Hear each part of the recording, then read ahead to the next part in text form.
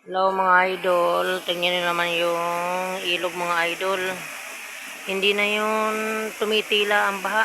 Ayan, halos ilan araw na parati yung mataas ang tubig dito sa ilog. Yan, kagabi hanggang dyan yung tubig. Ayan, ayan. Kitang-kita mo naman kung hanggang saan yung tubig kagabi. Pag malakasan sobrang baha, hanggang dun sa may gabi. Ayan.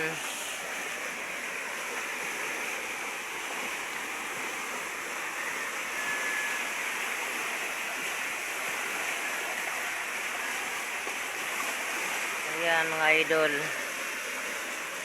Sobra kasi ang ulan eh. Halos araw-araw na umuulan. Nahihirapan na rin tayong lumabas. Sobrang ulan.